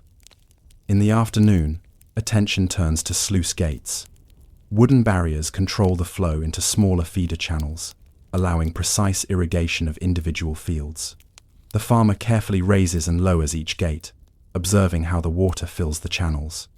Adjustments are made in millimeters rather than meters, and each movement is deliberate. He knows that misjudging a single gate could drown crops, waste precious water, or create disputes among neighbors. The work requires both physical skill and keen observation, and it is repeated multiple times throughout the day to ensure consistency. The labor is not glamorous, and it is certainly not dramatic. Yet its significance cannot be overstated. Without these canals, irrigation fails, harvests falter, and the food supply that sustains villages, towns, and ultimately the centralized state would be compromised. The pyramids might still stand, the scribes still record, and the pharaoh still rules. But without the invisible labor of countless farmers managing water with meticulous attention, the society these monuments represent could not endure. Late in the afternoon, the farmer pauses to reflect as he surveys the canal from a small embankment. The water flows steadily now, moving toward fields that will be irrigated in the coming days. He thinks of the generations of laborers who shaped this landscape, the quiet continuity of effort, and the patterns of life that repeat endlessly along the Nile. The monumental structures celebrated by history are impressive, but the canals, levees, and irrigation channels, maintained and observed daily by ordinary people, are what makes such grandeur possible. Without their labor, the temples would stand empty, the grain would fail, and the civilization itself would collapse. Children pass by, carrying bundles of reeds, and he shows them small techniques: how to pack mud tightly, how to test a sluice gate, how to observe water flow. These lessons are not written on papyrus. They are transmitted silently through practice, repetition, and observation. This generational transfer of knowledge ensures that when the farmer eventually rests permanently, others will continue the work. Civilization endures not because of single acts of genius, but because the quiet, repetitive labor of thousands remains consistent across generations. As the sun begins to set, the farmer completes his final inspection. Channels are reinforced, gates adjusted, and banks solid. He steps back and watches the water reflect the changing colors of the sky. The landscape is calm, functional, and alive not because of dramatic construction, but because of the patient, methodical efforts of ordinary people over years, even decades. Returning to his village, the farmer deposits tools carefully, cleans his hands, and joins his family for a modest evening meal. Bread, lentils, vegetables, and a small portion of fish. The conversation is practical, centered on the state of the canal, minor repairs needed tomorrow, and small updates from neighbors. There is no pomp, no glory, no recorded fame, just the quiet knowledge that their work today has secured sustenance for tomorrow. As night falls, he climbs to the roof of his house to rest beneath the open sky. The Nile glimmers faintly in the moonlight, reflecting the continuity of labor and the 20 enduring rhythms of daily life. He contemplates the balance that has been maintained: water, earth, labor, observation, and cooperation. Each day requires diligence, repetition, and attention to detail. Each canal, sluice, and embankment represents the collective effort of generations, invisible in history, but essential for survival. In the darkness, he considers the larger implications of his work. If the rhythm of maintenance faltered, if a canal were neglected, or if a gate mismanaged, the effects could ripple across the Nile Valley.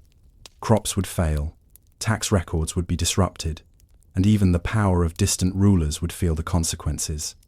Yet the beauty of this labor lies in its quiet regularity. When performed carefully, it ensures life continues seamlessly, and the monuments of the pharaohs can stand as symbols of an enduring society. Imagine stepping into the dusty, sunlit courtyard of a small workshop near a Middle Kingdom village. The air is warm, with a faint smell of clay, stone dust, and the resin used to preserve wood.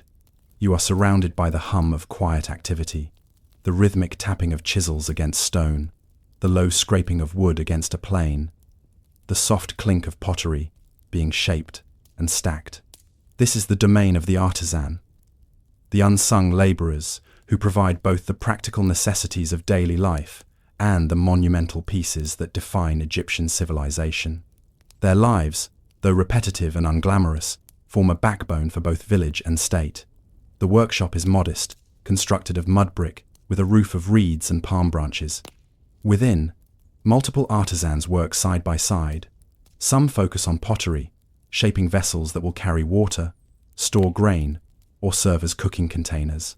Others carve wood for furniture or tools. A few skilled stonemasons work with limestone, cutting blocks for tombs and temples. Each artisan knows the rhythm of his craft. Precision is essential. Mistakes can be costly, wasting materials that are difficult to replace. And yet, despite the importance of accuracy, the work is painstakingly slow, filled with repetitive motions that, over the course of a day, become almost hypnotic. You watch a potter at a low, circular wheel, made from a simple rotating slab of wood. He wets a lump of clay and begins to shape it, his hands guiding it slowly into a cylindrical vessel. Each turn of the wheel brings a subtle change, a new layer of uniformity. The clay resists, yielding only where pressure is applied evenly. Too much force, and the vessel collapses. Too little, and it will be uneven. This tension between control and surrender, the delicate negotiation between artisan and material, defines much of daily life in the workshop. Nearby, a woodworker planes a beam, preparing it for a small stool or the frame of a door. He applies steady pressure, shaving thin curls of wood, which fall to the ground in neat spirals. The repetition is exhausting yet meditative. Each stroke serves a functional purpose, shaping a piece that will endure through daily use or ceremonial purpose. Though the work is largely invisible to those outside the workshop, its consequences ripple through the village. Furniture is sturdy, tools are effective, and dwellings are practical and well-maintained. Some artisans focus on stonework, often for monumental purposes. A limestone block lies on the ground, its surface rough and unshaped. A stonemason hammers away at the surface with a small chisel, carefully removing material to create a smooth face or the beginnings of an inscription. The sound is constant, tap, tap, tap, punctuated by occasional adjustments of the chisel's angle. The labor is slow, precise, and noisy, yet devoid of spectacle. The block may eventually become part of a tomb, temple, or public structure. But today, it is simply a raw stone gradually transformed by patient hands. The day proceeds in this rhythm. Repetitive, precise, and steady. Artisans move deliberately, often in silence, focused on their individual tasks. Conversation occurs, but it is minimal and practical advice about technique, sharing of materials, or comments on the weather and river levels. Idle chatter is rare. Every action is purposeful because the margin for error is narrow and materials are precious. Mistakes cost time, food, and effort. And in a subsistence economy, every hour wasted has consequences. Occasionally, an apprentice appears. Young boys or girls, usually no older than 8 or 10, are learning the craft through observation and hands-on practice. They fetch tools, prepare materials, and attempt small tasks under the guidance of their elders. The apprenticeship is long, repetitive, and unglamorous, but it ensures the continuity of skills across generations. What the apprentice learns today may not seem immediately useful, but in decades to come, these skills will support a family's survival, the maintenance of the village, and even the construction of significant monuments. By midday, the sun has shifted high, filtering through gaps in the reed roof to illuminate the workspace with uneven beams of light. The heat is noticeable, especially near kilns or stone-cutting areas. The artisans pause briefly for a simple meal, flatbread, lentils, and occasionally a piece of dried fish. Food is functional rather than indulgent, sustaining labor rather than providing pleasure. Conversation is minimal, often focused on technical matters or upcoming tasks. Even the pause is structured and brief, reflecting the constant demand for steady output. In the afternoon, the pace continues. Pottery is shaped and left to dry in the sun. Wooden beams are planed and sanded for smoothness. Stone is chipped, scraped, and smoothed. In a small corner, a scribe might record quantities of finished goods or the allocation of materials. These records are mundane, sometimes barely legible, but they are essential. They ensure that resources are accounted for, that the workshop can function day after day, and that the artisans themselves can plan for the distribution of their products. Despite the repetitiveness, there is a subtle satisfaction in the work.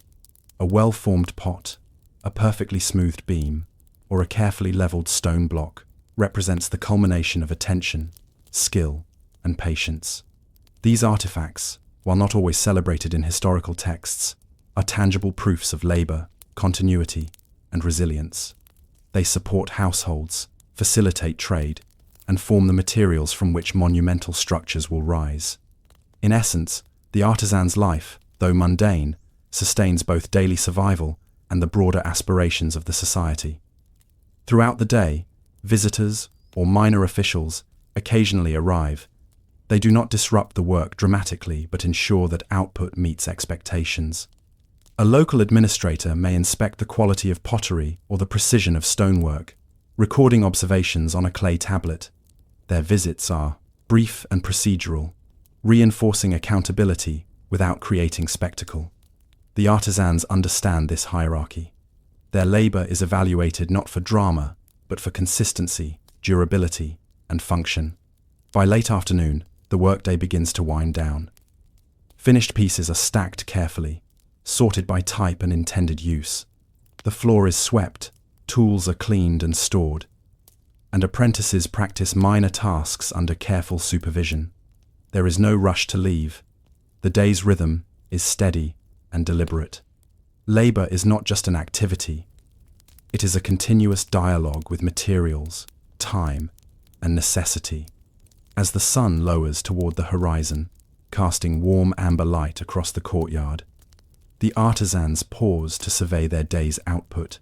The pots are symmetrical, the wooden furniture smooth and functional, and the stone blocks properly shaped. Each element, while individually modest, collectively represents the reliability and resilience of Egyptian society.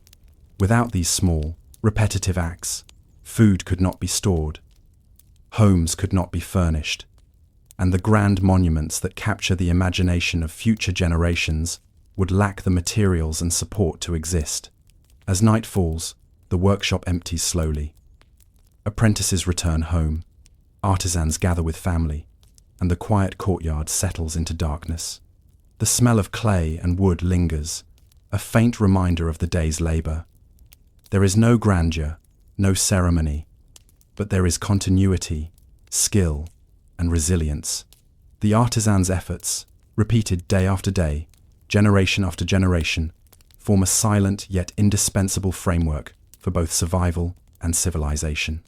The next morning, the courtyard of the workshop comes alive once more, bathed in the soft glow of dawn. The air is cooler than the previous day, carrying the faint scent of wet mud from the nearby Nile and the dry straw used to reinforce tools and work surfaces. The artisans arrive slowly, each carrying their personal tools, chisels, small, hammers, wooden planes, and clay paddles. The day ahead promises long hours of repetitive work, the kind that rarely appears in records of kings and battles, but forms the essential rhythm of everyday life in ancient Egypt. This morning, the master potter begins with a careful review of clay stored in large earthen bins. He kneads it, feeling for lumps or inconsistencies. The quality of the clay determines the durability of the vessels, whether they will survive the hot Egyptian sun, the strain of carrying water, or the weight of stored grain. Every batch requires attention, and the master treats it almost reverently. He selects some for shaping today, sets aside others for drying or refining, and begins to organize the apprentices for their first task, preparing smaller vessels for drying in the sun. Apprentices move through the workshop with cautious precision. Their hands are not yet strong, their motions not yet confident, but repetition will teach them. Today, they fetch water, to moisten clay, knead soft lumps into manageable sizes, and attempt to shape simple bowls under the watchful eyes of masters. Mistakes are corrected silently, with gentle guidance rather than harsh reprimand. In these slow, seemingly tedious interactions, a profound knowledge is transmitted, techniques refined over generations, fine adjustments learned only through practice, and the patience required to produce a functional, enduring object. Meanwhile, the woodworkers begin their work. Long beams, smoothed roughly by earlier labor, are now carefully planed and shaped into planks, frames, or smaller household implements. The rhythmic sound of wooden planes scraping against grain echoes across the courtyard, a constant backdrop to the soft, measured conversation among artisans. These exchanges are practical, advice about grain direction, warnings about knots in the wood, instructions on sanding edges to prevent splinters. There is no artistic flourish demanded. Functionality is paramount. The objects they create must serve, often daily, without failure. In a shaded corner, the stonemasons inspect blocks intended for larger projects. Each piece is carefully measured, marked, and examined for cracks or imperfections. Even the most ordinary limestone carries with it the weight of labor invested over generations. A misjudged strike with the chisel could render a block unusable, wasting precious material. The men work methodically, tapping, scraping, and sometimes resting to observe the block's surface for signs of fracture or weakness.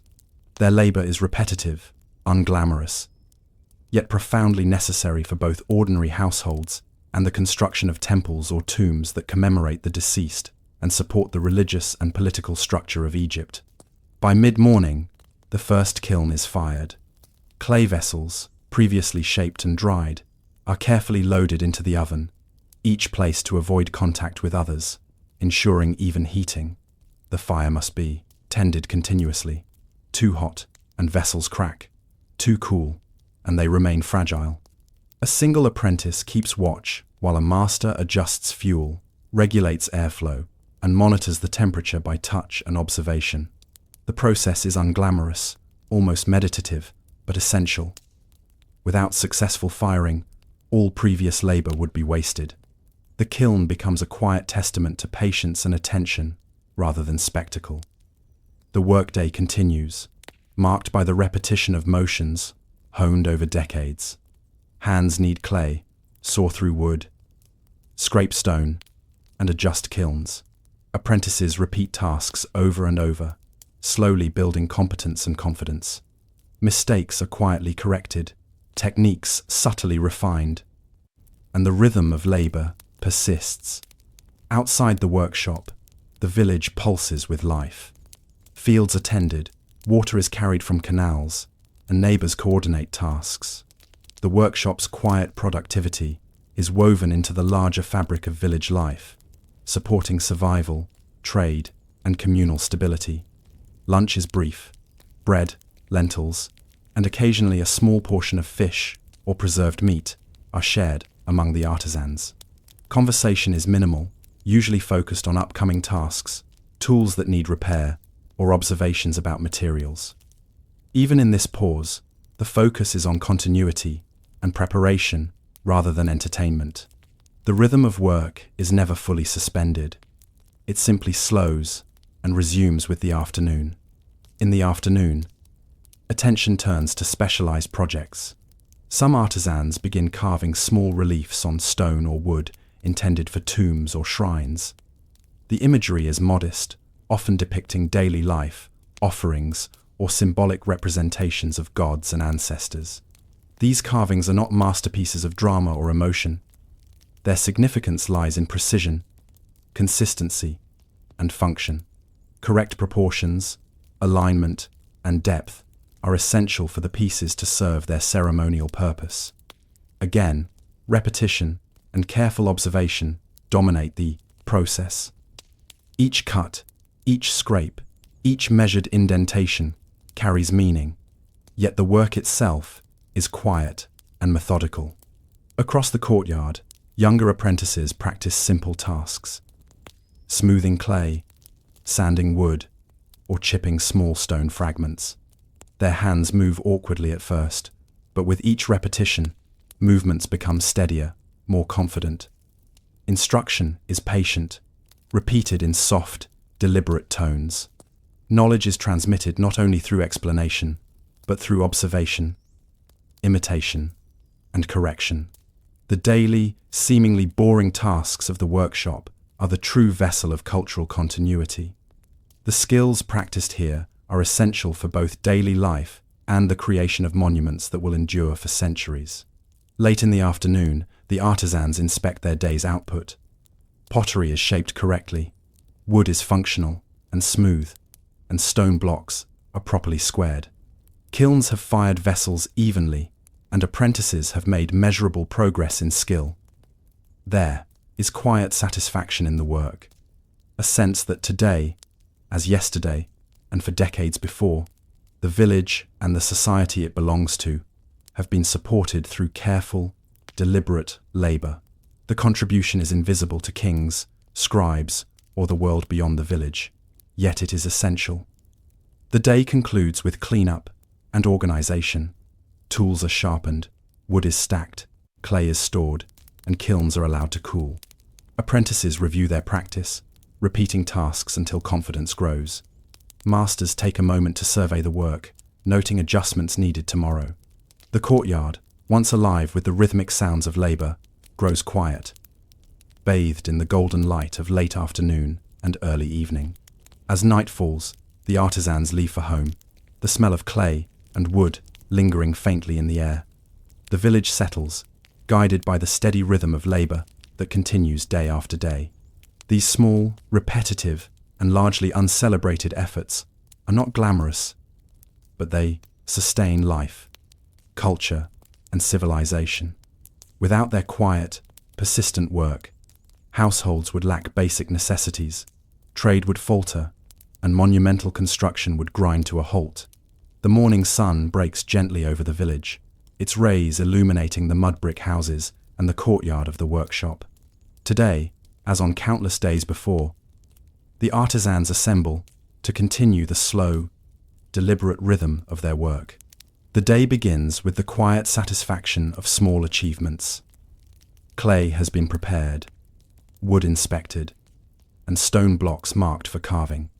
There is no drama, no spectacle, only the steady, persistent tasks that form the backbone of Egyptian civilization.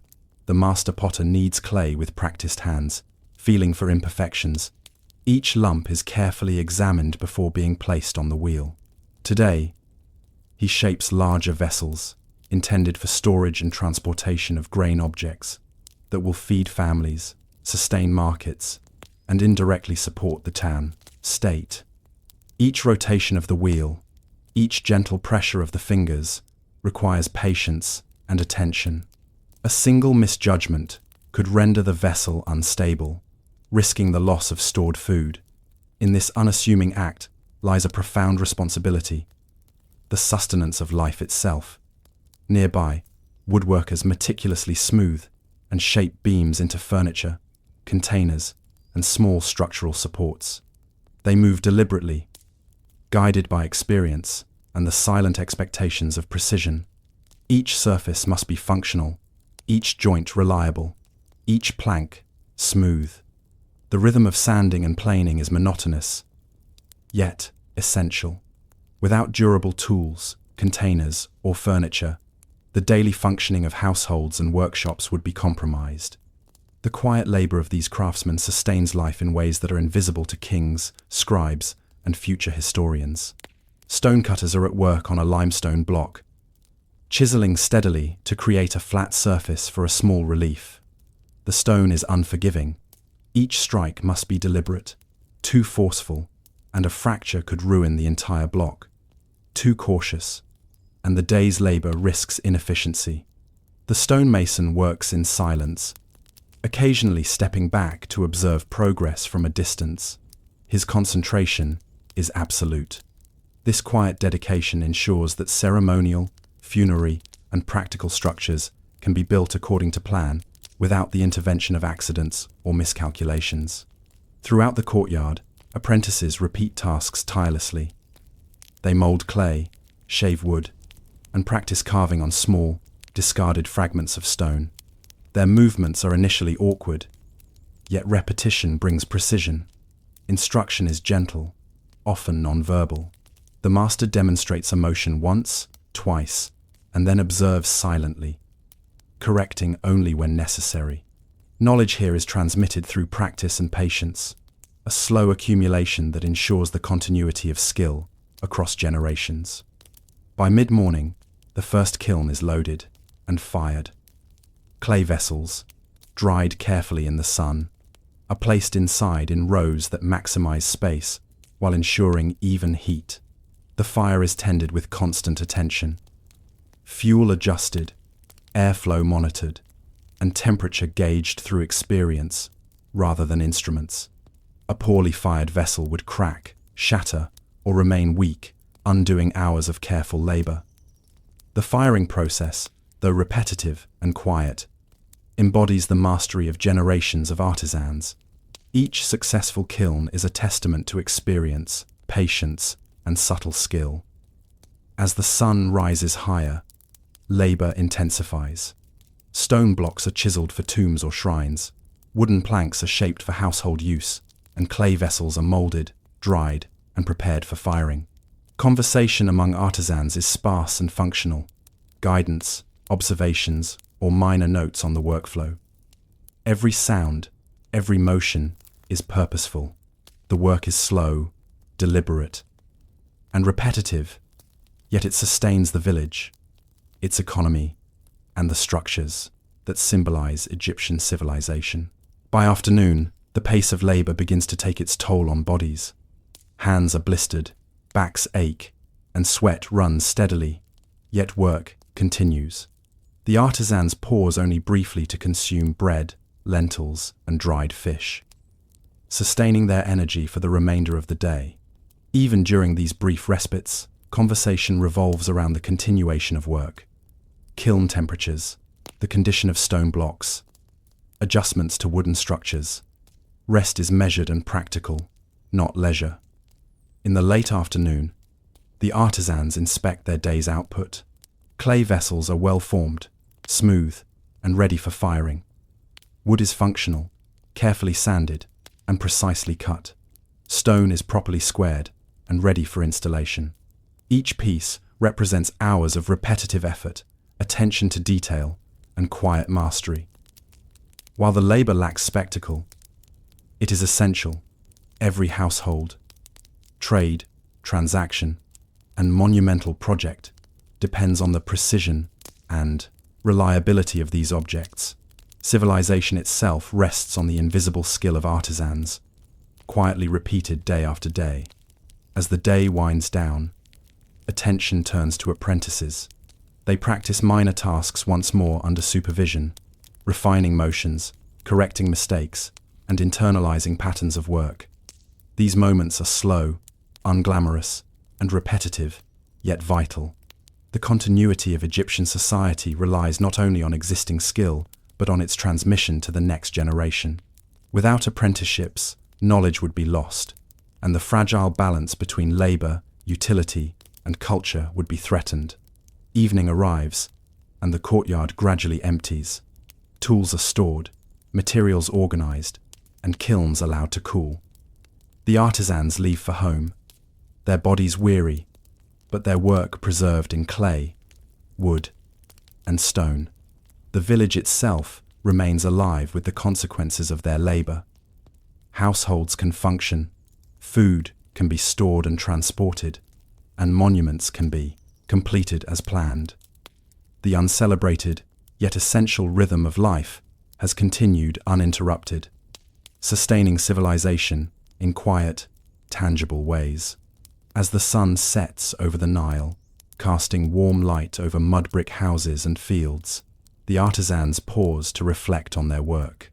Their daily tasks, repetitive, precise, and largely invisible, ensure the survival and function of the society that surrounds them. Without their contributions, food storage would fail, tools would break, and monumental constructions would lack the materials and craftsmanship required for stability and longevity. Their labor, mundane yet indispensable, supports both the ordinary and the extraordinary elements of Egyptian life. The workshop is silent now, the faint scent of clay, stone dust, and wood lingering in the air. The rhythm of labor has paused, but its effects ripple across the village and the surrounding fields. Life continues because of quiet diligence, repeated over decades, generation after generation. The artisan's work, though never celebrated in monumental inscriptions, is as critical to the survival and endurance of Egyptian society as the labor of farmers, scribes, and builders of temples and pyramids. And as night falls, one thought lingers quietly in the mind of those who labor and those who depend on their work. You rise before dawn in a small village along the Nile, the air cool and damp, carrying the faint scent of wet earth and river reeds. Your home is made of sun-baked mud brick, simple yet functional, with a roof of palm fronds. Outside, the first light stretches across the fields, revealing lines of prepared soil ready for planting. You are a farmer, and your life revolves around one central task: coaxing life from the earth and ensuring the village survives the cycles of planting, growth, and harvest. The day begins quietly. Tools are prepared: wooden plows, simple sickles, baskets woven from reeds, and clay jars for carrying water. Livestock is tended. Briefly, donkeys and oxen are fed and watered, their strength necessary for ploughing and transport. The rhythm of the morning is slow but deliberate, and every action carries a purpose. Life as a farmer in ancient Egypt is not dramatic. It is measured by routine.